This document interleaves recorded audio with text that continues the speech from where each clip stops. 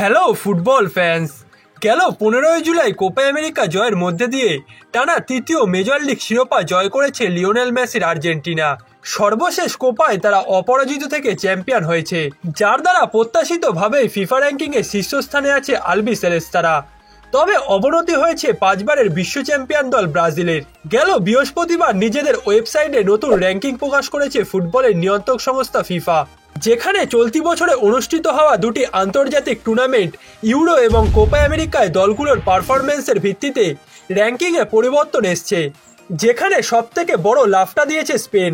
1 দশক পর ইউরো জয় করা দলটি 5 ধাপ এগিয়ে এসছে র্যাঙ্কিংয়ে, তারা বর্তমানে আছে 3 নম্বরে। অন্যদিকে 5বারের বিশ্ব চ্যাম্পিয়ন ব্রাজিল 1 ধাপ নিচে নেমে গেছে, বর্তমানে তাদের স্থান 5 নম্বরে। এছাড়া গেল 1.5 বছর ধরে ফিফা র্যাঙ্কিংয়ে শীর্ষস্থানে থাকা আর্জেন্টিনা এবারও র্যাঙ্কিংয়ে তাদের শীর্ষস্থানটা ধরে রেখেছে। বরঞ্চ টানা তৃতীয় মেজর শিরোপা জয়ের মাধ্যমে তারা র্যাঙ্কিংয়ে শীর্ষস্থানটা আরও মজবুত করেছে। কোপা আমেরিকা জয়ের মাধ্যমে আলবিসেলেস্তাদের মোট 41.34 রেটিং পয়েন্ট বেড়েছে, যার মাধ্যমে তাদের বর্তমানে মোট রেটিং পয়েন্ট হচ্ছে 1901.48 পয়েন্ট। অন্যদিকে ইউরো সেমিফাইনালে বিদায় নেওয়া ফ্রান্স বর্তমানেও ফিফা র্যাঙ্কিংয়ে দ্বিতীয় স্থানটা ধরে রেখেছে, তাদের রেটিং পয়েন্ট হচ্ছে 1854.91 পয়েন্ট। সর্বশেষ প্রকাশিত র্যাঙ্কিংয়ে রেটিং পয়েন্ট সবচেয়ে বেশি বেড়েছে স্পেনের। ইউরো জয়ের মাধ্যমে দলটির মোট 105.75 রেটিং পয়েন্ট বেড়েছে, যার মাধ্যমে তারা র্যাঙ্কিংয়ে তৃতীয় স্থানে উঠে এসেছে এবং বর্তমানে তাদের মোট রেটিং পয়েন্ট হচ্ছে 1835.67 পয়েন্ট।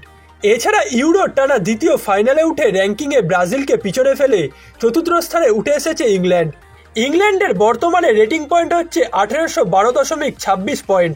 এছাড়া 5 নম্বরে থাকা ব্রাজিলের রেটিং পয়েন্ট হচ্ছে 1785.61 পয়েন্ট। এই 5টি দল বাদে র্যাঙ্কিংয়ে 6 নম্বর স্থানে আছে বেলজিয়াম, যারা কিনা ইউরোর রাউন্ড অফ 16 থেকে বিদায় নেওয়ার কারণে র্যাঙ্কিংয়ে 1 ধাপ পিছিয়ে গেছে। এছাড়া ইউরো সেমিফাইনাল থেকে বিদায় নেওয়া নেদারল্যান্ডস র্যাঙ্কিংয়ে তাদের 7 নম্বর স্থানটা ধরে রেখেছে। নেদারল্যান্ডসের রেটিং পয়েন্ট হচ্ছে 1758.51।